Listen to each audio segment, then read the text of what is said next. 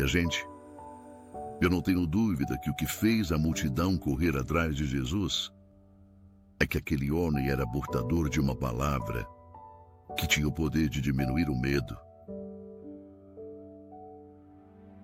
Medo. Medo é universal, todos nós sentimos. Você sente medo de ser só. Você sente medo de ser traído.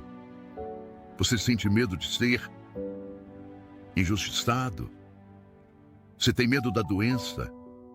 Você tem medo de morrer. Você tem medo de envelhecer. Você tem medo de não ter segurança. E naquele tempo não era diferente. A dor humana que dói hoje dói há 2.000 anos, há 3.000 anos, há 4.000 anos, desde quando nós existimos, desde quando a condição humana está presente nesse universo, lá está presente a dor, lá está presente o medo.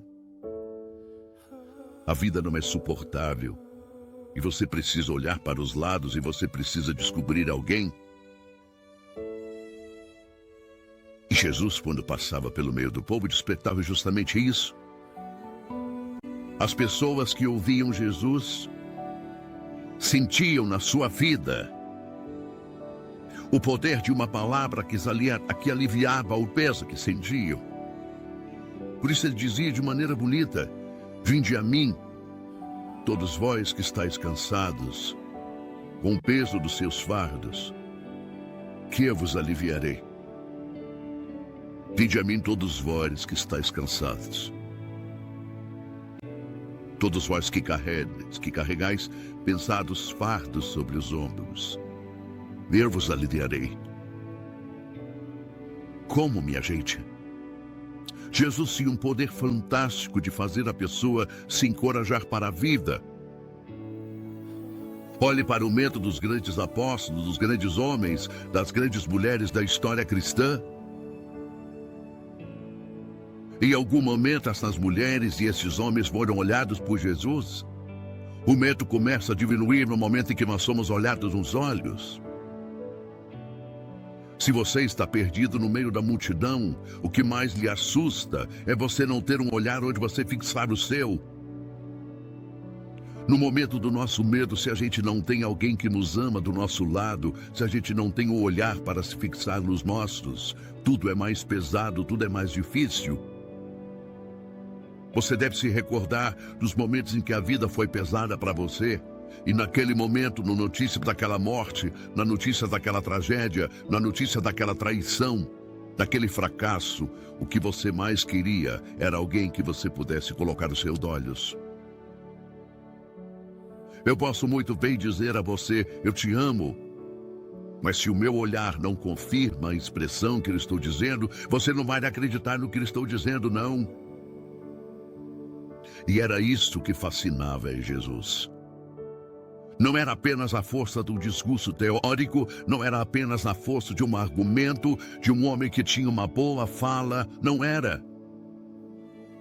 Mas era a capacidade que aquele homem tinha de diminuir um medo que prevalecia naquele tempo, quando pela força de um olhar ele entrava dentro da pessoa e vivia o mesmo tempo que ela. O lugar onde nós nos sentamos para comer é o lugar onde nós tentamos viver o mesmo tempo. Onde todos nós ficamos no mesmo tempo. Porque um é mais apressado, o outro é mais lento, o outro é mais ou menos. Mas chega um momento da vida em que a gente precisa viver o tempo do outro. A comunhão se estabelece no momento em que vivemos o tempo juntos. Isso é tão lindo. A gente diminui o medo quando nós entramos no tempo do outro. Se de repente você está devagar, e você está com medo, alguém segura na sua mão e diz: não se preocupe, eu vou ficar do seu lado. Aí você fala: mas você não tem que ir. Ela diz: eu tenho que ir, mas eu decidi que vou ficar com você. Diminui o medo. Entrou no seu tempo. Viu você como você é. Aceitou a sua lentidão. Fez pacto com a sua pessoa naquele momento em que não dispensou você, mesmo que ela tivesse tanta coisa para fazer. Escuta um minuto. É possível. E você tão apressado, tão cheio de coisas, para e escuta o que ela tem a dizer. Quando você começa a dormir, você entra no tempo do descanso. A sabedoria do corpo, minha gente. Aquilo que trabalhou o dia inteiro, que ficou agitado o tempo todo, que comeu o tempo todo, que fez digestão, que fez isso, que fez naquilo, de você, que fez... O corpo se dá o direito de ficar lento. É madrugada. É o momento em que nós permitimos a nossa recuperação celular, que o celular está desligado. Por isso que a medicina nos ensina que o sono é um momento da reposição da saúde, é um momento que você emagrece. E talvez por isso a ressurreição tenha sido de madrugada. A ressurreição de Jesus é uma notícia que se dá na madrugada, no momento em que a vida é lenta. Na correria, ninguém vai poder compreender a ressurreição. Na correria, ninguém vai poder encontrar o outro. Na correria, ninguém vai poder livrar-se dos medos. O que é justamente a correria que nos coloca na perspectiva do medo, quando nós não temos mais alguém para olhar nos olhos porque o tempo não nos permite. Quando a nossa solidão vai se avolumando dentro de nós, porque nos falta tempo para a gente estar uns com os outros, com qualidade. E era isso que Jesus fazia, minha gente. Quando passava no meio das pessoas e ia tocando e transformando o tempo daquela pessoa em outro. Íamos entrando naquele tempo e ia trazendo modificações para ele, ia fazendo com que aquelas pessoas pudessem viver de uma forma diferente, entravam num novo tempo. Adentravam uma nova porta, conheciam uma nova morada, porque a presença de Jesus era assim. Eu fico pensando no medo de Madalena. Quantos medos aquela mulher tinha. Jesus olha para ela e fez nascer a madrugada. Como que ele fez nascer a madrugada?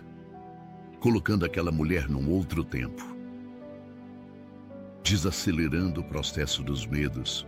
Fazendo com que aquela mulher pudesse olhar para ela mesma de um jeito novo. Jesus empresta para cada um de nós um jeito novo de olhar para o que somos. É a melhor forma que nós temos de lidar com os medos. Quando eu me deparo com os meus limites, muitas vezes eu não posso modificar os limites, mas posso modificar o jeito como olho para eles. A capacidade que Jesus tinha de colocar um óculos, colocar um jeito novo de ver a vida. Pense nos medos de Mateus. Mateus era um cobrador de impostos, aliado do Império Romano. Legitimava a força da opressão do governo no meio do povo. Cobrava das pessoas simples. Retirava o dinheiro muitas vezes do sustento da família. Ele tinha consciência disso. Mas no momento que Jesus olha para ele, Jesus entra no tempo dele, fala a mesma língua que ele e coloca uma semente de novidade ali. Tornou-se outro homem. Perdeu o medo. Qual seria o grande medo de Mateus? O medo de não sair daquela vida, quem sabe? O medo de não saber ser honesto? O medo da mudança? Quantos de nós sofremos diante dos medos que nós temos das mudanças? Quantos conflitos nascem dentro de nós porque nós não sabemos encarar as mudanças que a vida nos traz?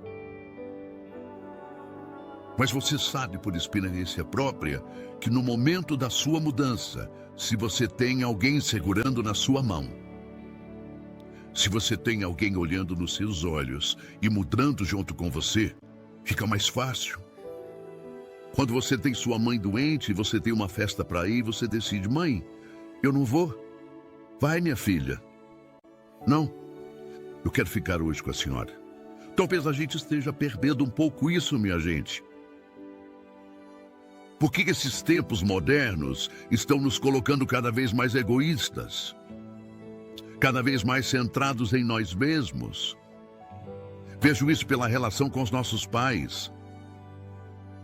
Se você for pensar no quanto que sua mãe e quanto que seu pai foi capaz de entrar no seu tempo, e agora? Agora é o momento de você entrar no tempo deles. E como é que você reage a essa possibilidade? Quando eu não sou capaz de me despir da minha arrogância e não apoio você, eu não entro no seu tempo. O medo que você sente, as dores que você tem, os limites que você possui.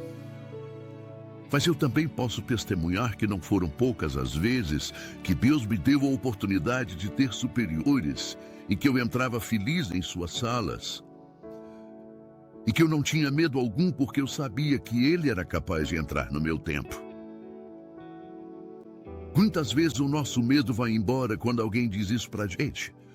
Olhe de outra forma. É como se abrisse uma porta do casarão assombrado em que nós estamos e nos ensinasse que tem uma saída possível. Quantas vezes, minha gente, na casa dos nossos medos, nós não temos alguém que nos abre essa porta. Deus quer agir em todos nós, Deus quer transformar a nossa vida, Deus quer nos transformar em gente de bem.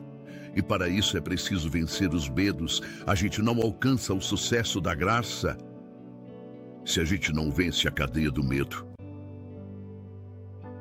Foi para cima que você foi projetado. Mas geralmente quando a gente vai fazer uma construção, o arquiteto, o engenheiro, faz um projeto maravilhoso, né? Aí você olha e fala assim, mas eu não tenho dinheiro para isso não. Tira essa pilastra aqui, ó. Tá com fazer esse telhado mais pobrezinho? Esse piso aqui não dá não, o dinheiro não faz isso não. Tem gente que leva a santidade do mesmo jeito. Recebe um projeto maravilhoso. Deus entregou. É isso que eu quero de você. Você não tem dinheiro para isso não. Não tem joelho para isso, não tem disposição para isso. Não tá coisa menos, é bom não beber água. Não, é mansão que Deus quer que você faça. Isso, gente, eu tive sem medo de errar. O investimento pessoal que você faz, no momento em que você faz uma boa leitura, no momento em que você busca uma vida espiritual, no momento em que você não se acostuma com a pilastra torta que você construiu, que você tem medo de destruir porque você acha que vai cair. Quando você se acostuma a ser uma casinha qualquer, não. Olhe para o projeto inicial que Deus fez. Não é qualquer coisa que Deus projetou para você. Os seus limites não podem ser impedimento para você chegar ao final dessa construção. São as grandes obras, minha gente. São as grandes obras que os nossos olhos podem ver. Gente que não teve medo. Não teve medo. Olhou para esse projeto inicial e disse, nós vamos porque o Senhor vai nos sustentar até o fim. E se a gente é assim com as paredes, muito mais a gente precisa ser com o Espírito. Muita coisa que está entravada aí dentro, impedindo esse processo de acontecer, para chegar a ser essa mulher maravilhosa. Você precisa jogar fora muitos excessos que lhe causam medo. Precisa estabelecer pacto, entrar no tempo do outro, permitir que o outro entre no seu tempo. Se inscreva no canal e venha conhecer os outros vídeos que preparamos para você. Tem reflexões, orações e mensagens que podem te ajudar a começar ou terminar o dia com mais fé e esperança no seu coração.